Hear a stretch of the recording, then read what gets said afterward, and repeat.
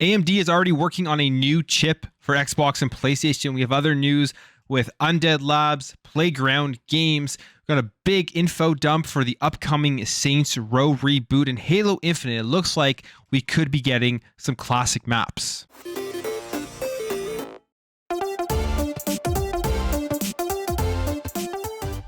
So the release of the Xbox Series X and the PlayStation 5, in my opinion, was a much stronger release in terms of the power of these consoles compared to the PlayStation 4 and the Xbox One. And as we know, with the PS4 and the Xbox One, we got a mid-gen refresh with the PS4 Pro and the Xbox One X, because the consoles at the beginning of the generation essentially were just anemic and they needed more power. They needed to be able to give people things like that 4K, which the Xbox One X was pushing, and just give developers more to work with. And now we're over here with the Xbox Series X and the PlayStation 5, and much stronger releases in terms of the power.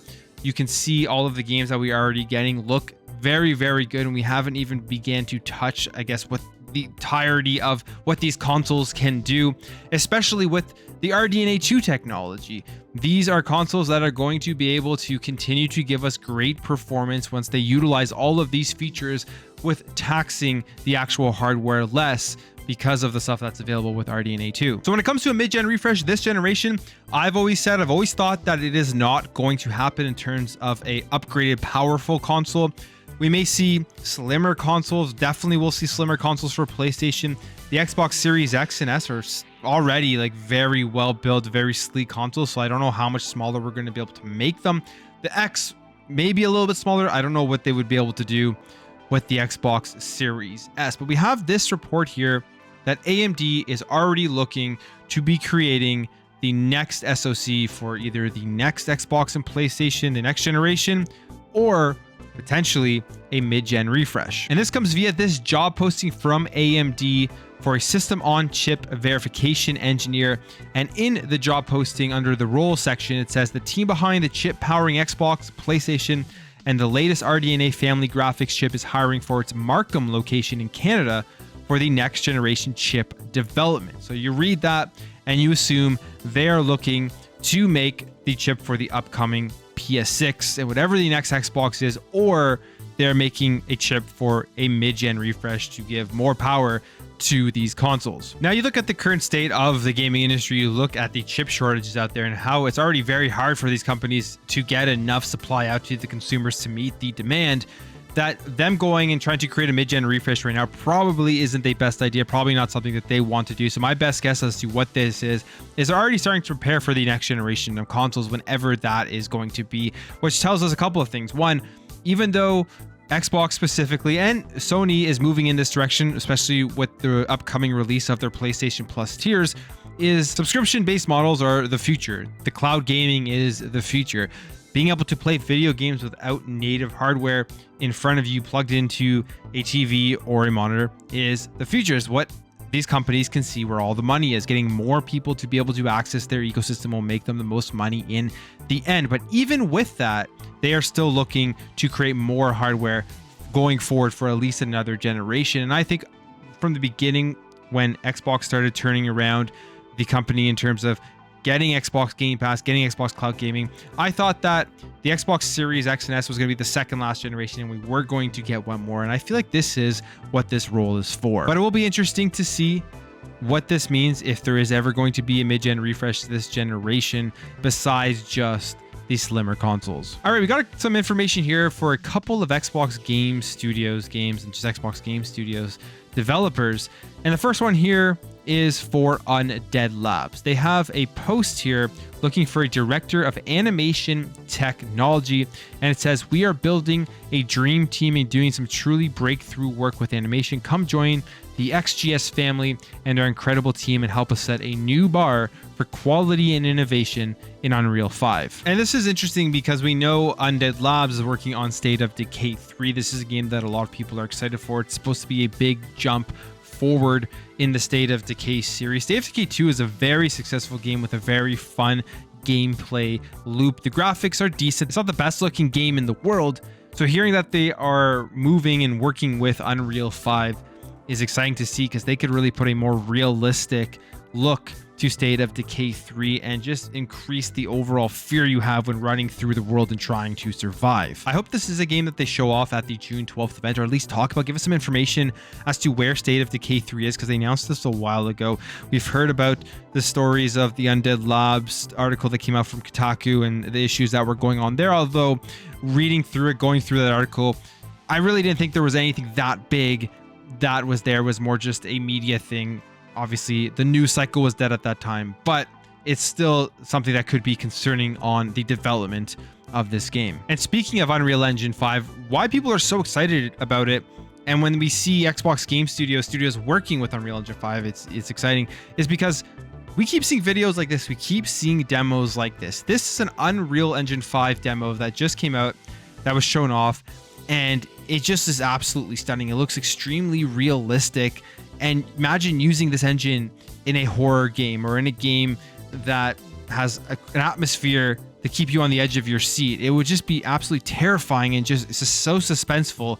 If they could get graphics like this in an entire game and make it work well, it just literally looks so realistic. The lighting, the shine of the flashlight, everything looks so good. And we know Xbox Game Studios has a bunch of studios working with Unreal Engine 5. I think the Coalition is going to blow people away with Gear 6. I can't wait to see what they're doing. And now we're hearing about Undead Labs as well. All right, jumping over here to Forza Horizon. As we know, Forza Horizon 5 just came out in November, and it was an absolutely incredible game, an absolutely critically acclaimed game, one of the best games to release, probably the best racing game of all time to release. A lot of people have touted it as that. Now, Forza Motorsport, we were hoping to get this year. We don't know. Maybe there'll be a surprise announcement in June, but it's a game a lot of people want to see. But Forza Horizon 6 apparently is already in development. And this comes via this job posting from gamejobs.co, where Playground Games is looking for a level designer. And it says here, you'll be part of the level design team on our next AAA title, responsible for creating fun, playable gameplay experiences. During pre-production, you will work closely with environment artists to create and iterate white box environments which prove core gameplay concepts. So Playground Games, I mean, Forza Horizon, we know that they're working on Fable, but the next AAA title you would assume that isn't in development yet, that is in pre-production, would be Forza Horizon 6. All right, jumping over here to some Halo Infinite news. Halo Infinite Season 2 has released. The game is fun. The gameplay is still incredible. Last Spartan Standing is a good addition, a good new game mode to Halo, but there's still a lot to be desired in terms of the amount of content that people want to see. Specifically, people want to see more maps. I mean, 6 months of development, or 6 months between Season 1 and Season 2, and only 2 new maps. It is pretty much unacceptable, I would say, for a lot of people to only get 2 new maps in a 6-month season. And hopefully they're going to be bringing out more maps as the season goes along. And one of the things people want to see are the classic maps returning. And this comes via an X-Cast episode where Joseph Staten was on, and he was asked about these classic maps. And here is what he said. I can't talk about some things, but I can talk about others. There are some great Halo maps. I think we all have our personal favorite. Guardian, Blood Gulch, The Pit. There are a lot of maps that are awesome, right? I think it'd be awesome to play on these maps again. Don't you guys?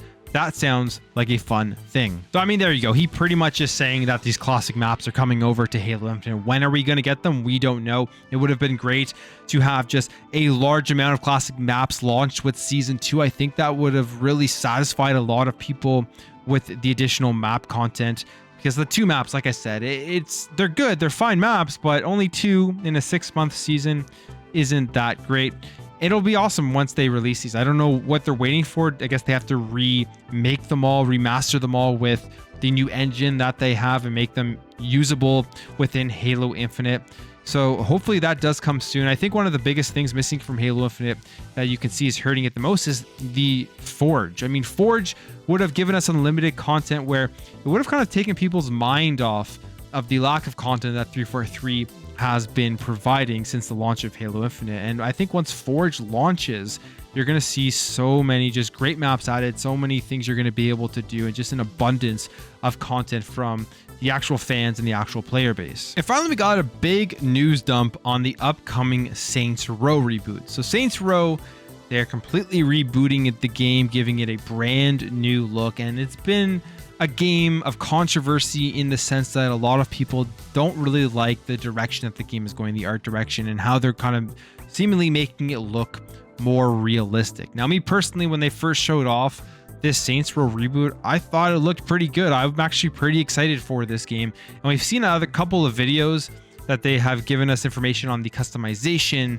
as well as the criminal ventures, and I think it looks pretty decent. I'm actually pretty excited for this game. It comes out in August, and I am looking forward to playing Saints Row. But we got a big data dump here of what this game is all about, and this is from Tom Henderson, and he gives us information across every feature, every mechanic in this game. So first of all, there's going to be a thing called flow, and flow is a point-based feature that allows you to use your abilities in combat. And as you do more combat, as you kill more enemies, as you destroy more vehicles, you're going to get more points, and you're going to get a better flow, which will allow you to use your abilities. So it's really going to keep you going from one point to the next, just being destructive. Then you have your abilities, which again are tied to your flow. And the better flow you have, the better abilities you're going to be able to use. Example of some of the abilities. The first one here is, Vintage Saints Row Surprise, which means throwing a grenade down an enemy's pants and throw them into more enemies, causing a large explosion. You have a flaming uppercut. You also have Ninja, which is throw a smoke bomb down in order to lose enemies. Talks about the perks in this game. So you will be able to pick up 5 individual perks. The first perk slot being unlocked after completing the first mission, but the other ones will have to be purchased with in-game cash. And to unlock these perks, you're just going to have to complete missions and side missions, all that stuff to get enough cash to unlock them. And there's 3 different types of perks. There's the basic perks, advanced perks, and ultimate perks. Obviously, the ultimate perks is the ones that you're going to want to get because you're going to have the most crazy advantages throughout the game. The next feature, which is pretty interesting, is execution. And execution is Saints Row's health-based system where players can only gain more health by getting kills and dealing damage. So you're encouraged to just be as destructive as possible, which is what Saints Row is about, is going around wacky scenarios, blowing shit up, and just having a great time. I love these styles of games where it's all about really the gameplay. It's all about the fun mechanics and just constant action and just doing wild stuff throughout the city. One of my favorite games where you could do this was Sunset Overdrive. That was a ton of fun. Crackdown, I mean, I actually really like Crackdown. Crackdown 3 I actually had a lot of fun with, even though it got terrible reviews. But those types of games I find a lot of fun, and Saints Row is right up that alley. So this execution system for your health is going to be awesome. You're going to want to continue to blow stuff up, destroy people, destroy enemies, destroy cars, so you don't run out of health. Customization, I mean, there was a Like a Boss video that came out the other week, just deep customization in Saints Row. They haven't really taken anything away from the customization. You're going to be able to create a character to look as crazy as you want, which is really cool. There's going to be a brand new fast travel system in this game. In order to unlock fast travel locations, you're just going to be having to find nearby landmarks and take pictures of them. In terms of collectibles, it's not going to be the previous collectibles like the blow up dolls from Saints Row 3. It is going to be in the form of drug piles, and there's also going to be dumpster diving, and you can dumpster dive to find cash, new car parts, new cosmetic items, and more. Criminal Ventures, again, another video you can go take a look at. Looks really cool.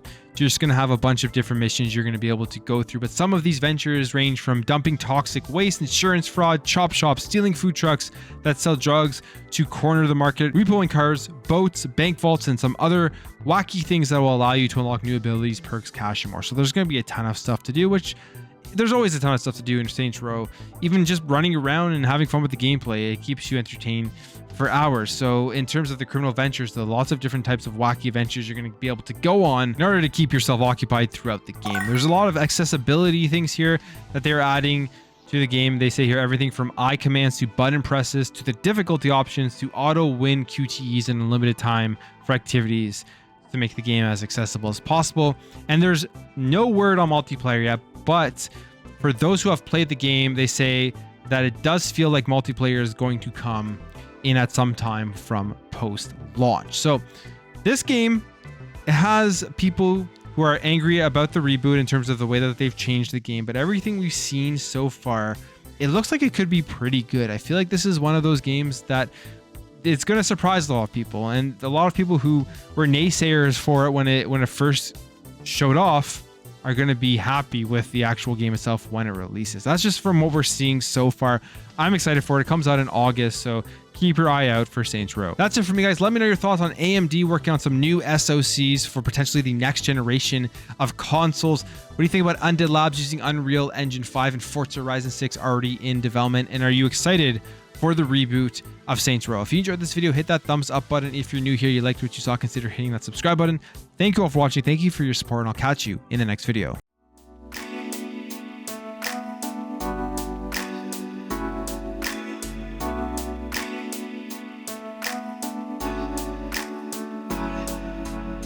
We'll be right back.